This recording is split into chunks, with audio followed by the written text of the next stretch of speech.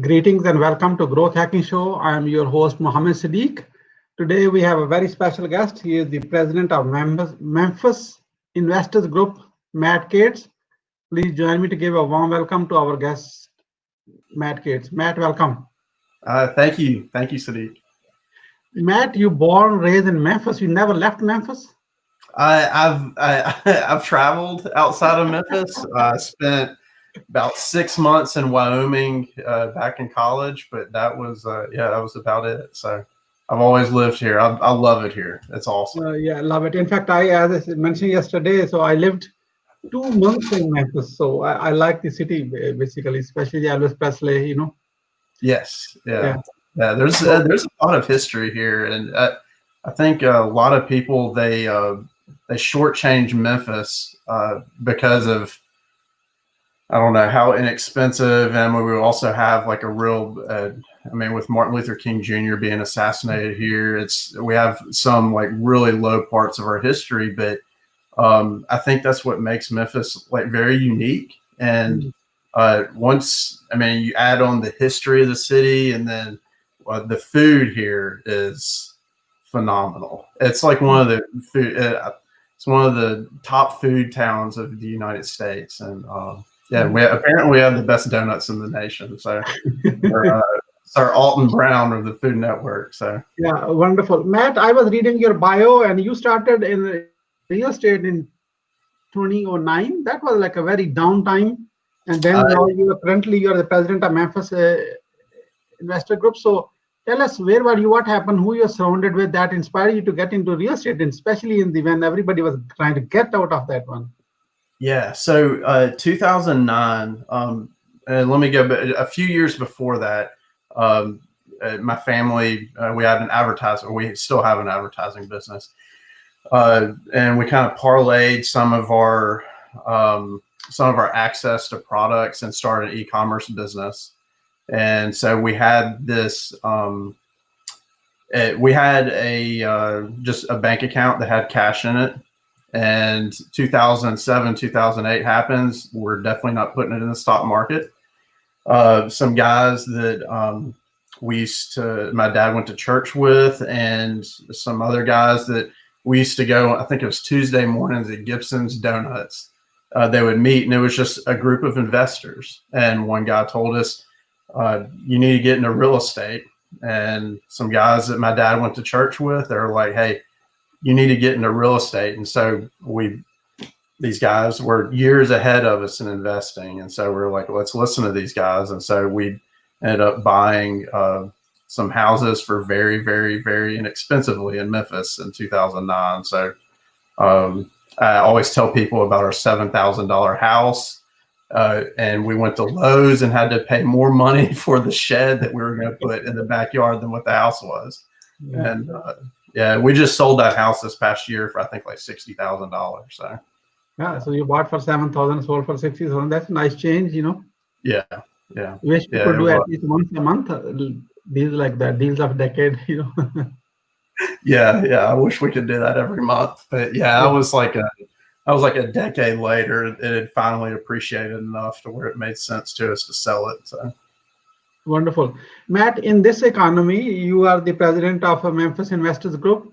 What you share the top 3 success strategies, what you to your investor members, members of your club, what they should do and what they should not do? One thing that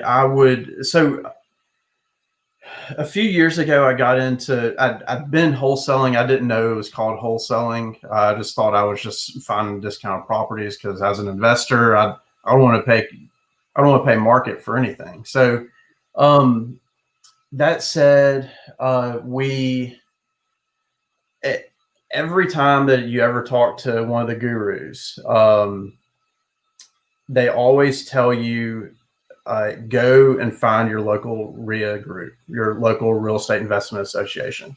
Mm-hmm. And the reason why real estate investment associations exist is to help kind of educate people, to give them that opportunity for networking. And that's one of the things that we want to do at MIG. And I would say the top 3 things that that MIG is able to provide is exactly that. You're able to network with people. Otherwise, you never would have met them. I know a guy through MIG, Arnold Dormer. The guy has been investing in real estate since the 1960s in Memphis. His story is phenomenal. You get to hear about types of investing that aren't even legal now. You get to hear about stories. This coming week on Thursday, we're going to be talking about the horror stories of real estate investing. Yeah. So you get to hear about like the good things, because I mean, obviously, we want people to be energized about investing in real estate, but also there are the bad things that you need to look out for. And so that's one of the things that we want to help people be educated on and be prepared for, because I mean, what happens when last year I had a rehab and the house caught on fire. And so I reached out to one of my friends from Memphis Investors Group, and they're like, "This is what you need to do. This is the legal way to proceed with it." And otherwise, I would have had to call up a lawyer, spend some money, versus getting a little wisdom from somebody that's already been through it. And yeah, so that's what I would say those would be kind of the main things that Memphis Investor Group is about. Is just number one, networking. The second one is their local education, so you can meet the same people over and over. You build a friendship with them, you know. Yes, yeah, and it's I was talking to a lady this past week that they've got an Airbnb in Branson, Missouri. We didn't even have the conversation. The phone call didn't even start over this. It was just naturally went there. I was asking her, "Hey, would you like to be on one of our panels?" And she just she asked, she was like, "Matt, do you know of anybody that like where I could go to get like an inexpensive a glass door for a shower?" Apparently one of her guests had broken it. And I told her, it's like, like years ago, this was like back in like 2011, 2012, I had a house, and the exact same thing happened to me. One of my tenants, they broke the door. It was a glass door. And I was thinking I would call like a shower person, an install person. I told her, it's like, call someone that installs glass. The one that she used, I think it's a national chain, is Ben Swinger's Glass. She called Ben Swingers, and she ended up paying, I think, like a third of the cost of what it would have cost her had she called like some shower guy who was going to charge her $700 to put glass in. Ben Swingers, they were able to cut it that same day and deliver it, and versus it taking like a week. So that's real experience, you know. Yes, yeah, experience is the key. Just like one of the things that you talk about is learning from Mr. O, and we learn from people. Like a Robert Kiyosaki, his whole premise is based off of, we don't know if the guy's real or not, but we know that Robert Kiyosaki learned from this older gentleman that had a son. And so more than likely Robert Kiyosaki's building off of a whole bunch of knowledge he's learned from a whole bunch of different people. It's the same thing. I mean, it's exactly what Memphis Investors Groups are about. That's what your local RIA is about. We're not the only ones. I mean, Nashville has one. You're in Atlanta. I'm sure Atlanta probably has 2 or 3. Yeah. But to be able to go somewhere and be able to get education, next month we're going to be talking about how to invest in notes. A few months ago, I mean, we've been talking about a whole slew of different things, like how do you wholesale? How do you wholesale legally? How do you not break the law to keep yourself out of lawsuits? Everything. We even have like training, and most RIAs do this, but we have training on like how to estimate correctly, like to do a rehab estimate. That's a lot of people. They get into a house. they know the house is a good deal, but they don't have a clue what the estimated rehab cost is going to be. And so that's one of the things we provide education on that. Yeah, so it's they're incredibly valuable. So I would come see what Memphis Investors Group is about. Even if you don't join us, look for your local RIA. And then we've got tons of free opportunity. Every Friday, we've got lunch with the pros.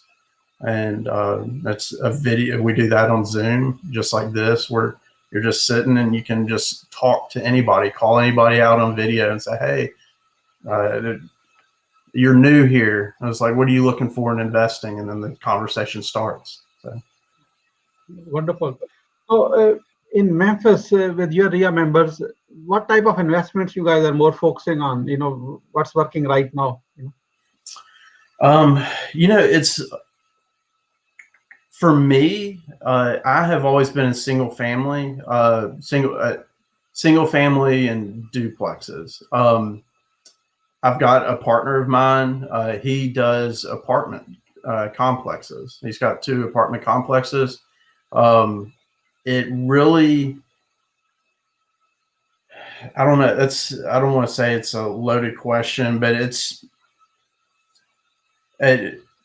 one thing that I always tell people is when you get into real estate investing, pick one thing that you want to start out with and aim for that one thing, get really good at it before you throw in a second thing. If you want to start off with multifamily investing, do that. And you'll learn you'll get to meet people that are in multifamily investing. You'll get to meet people in Memphis that they specialize in multifamily investing. Versus like with what I've done is we start off in single family housing. And so that's just kind of like the river that I chose to stroll down. And so over the last 10 years, I've gained a lot of knowledge. There's still a lot more for me to gain, but at the same time, I don't know that there's just one thing that's really working. I guess to speak to that, a few months ago, we were looking at apartment complexes here in Memphis, and it just seemed like people were just wanting like too much for them because the market was up so high. But even in Memphis, like the market in Atlanta is going to be much more expensive than Memphis. The market out on the West Coast is going to be a lot more expensive than everywhere else. And so I would say right now, from what I'm seeing, is that there are more options in Memphis for multifamily coming on the market. But at the same time, there's always been a slew of houses available for single family or like residential multifamily, which any 4 units and down. So that's, I would say the residential single family up to 4 units, there's an abundance of properties here. I think, what was it, last year I went and I was trying, because I had a guy that I was working with out of Chicago and he was wanting to invest in Chicago. And so I looked up and it was like Chicago, the cash deals there and over a year were not even half of what the amount of cash deals that were in Memphis, because you can get stuff for inexpensively. I mean, I'm in the process of selling a house to one of my tenants right now. It was a lease to own thing. And I bought the house originally for like, I think it was $13,000. I bought it for, I think, like $11,500, and it cost me about $1,500 to close because there were some issues with the deed. And I'm getting ready to sell that house to her for $35,000. So you can buy stuff so inexpensively here, and if you do what's right for that property, you're going to get your money back out of it. A lot of people, they see those super low income properties and they think, man, I'm never going to get my money out of this thing. And that's not the case. I mean, if you treat it like a slumlord and you just let that property just kind of like stay a dump, yeah, you'll never get your money out of it. And I don't think you deserve to get your money out of it. But at the same time, like if you take something and you be a good steward of that property, you be a good steward of what a real estate investor is supposed to be, you will see a return on it. It may take you a little bit longer. You may have to get creative with the avenues of, I mean, where should I sign it? I'm not going to be able to sell this just directly to my tenant. Maybe there's a company out there that specializes in helping people buy low income houses to live in instead of to rent.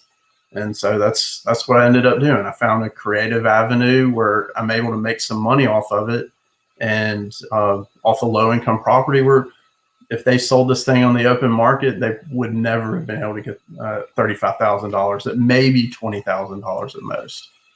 But yeah. You sell that property as like a owner financing? Originally, I was doing owner financing, and being president of MIG, someone called me up one day and with United Housing, and they asked me, they were asking me about like different investors and would our investors be interested in this, and what they're trying to do, which is they want to increase the amount of home ownership versus renting in Memphis. So the rental market in Memphis, I believe, is somewhere around 60% of the properties here are rentals, which is that's a lot. So, and that's just like the city of Memphis. That doesn't involve like the suburbs. So that said, what United Housing does is they get very low interest rates. The interest rate, like I think right now I looked, and the interest rate I could get was like in the 2-point-something% on a 30-year mortgage. What United Housing has with this one company called Cherry Mortgage, it's like 1.75% over like 20 years, which is incredibly low. So what ends up happening is it's like a 0% down. You only have to prove that you have 1% of the buy price. So my tenant, Kim, she only had to prove that she had $350 in the bank account, and that she has good credit above 560, which is really low as well. Mm. So it's just really neat because they're able to take these people, and so where she's paying me $450 a month. I mean, it's not a lot, but for a house that I bought for under $13,000, it's a really good return. So she's able to buy that, and I think her monthly payment was going to be around like $200 with taxes and insurance a month. So she's able to get into something that's better than what I'm even able to provide her as a landlord, which I would never want to rent anything to anybody for $200. But she's able to get in that, and she's the first person in her family that's ever owned a piece of property. And so I'm super excited to be able to make that happen for her. And she takes good care of the thing. I mean, this is a low income property in like one of the most impoverished areas in Memphis. And she's built like a front porch on this house. She's put gardens on the house. And every time I talk to Ms. Kim, I'm like, Ms. Kim, I cannot wait for the day where I'm able to help you become a homeowner. And I was like, yeah. So bringing a positive change in the society. That's the key part, you know? Exactly. Yeah. And there's nothing wrong with making money as owning properties, but I mean, if you can see, man, I can really help someone out. I think you're doing a disservice to humanity if you don't try to at least see how you can help this person out who they're doing the best that they can. It'd be a little bit different if like this person's like they're not taking care of the house, they're not doing anything else. They just want to be just kind of like your typical renter. They just want to do the bare minimum. I saw this lady going above and beyond, and just something tugs at my heart that says I want to help her out. So, yeah. No, that's great. That's a great story to share with your Memphis Investor Group, the other investors, to inspire them to do the right thing. So, Matt, let me ask you a bit challenging question. In investing, there are so many successes and there are so many failures too at the same time. So, what's the single most professional failure in a real estate investing you had, and how did you overcome from that, and what did you learn from that? So I would say the greatest failure that I had was so it was a house that I bought about 3 years ago, and I didn't do my due diligence.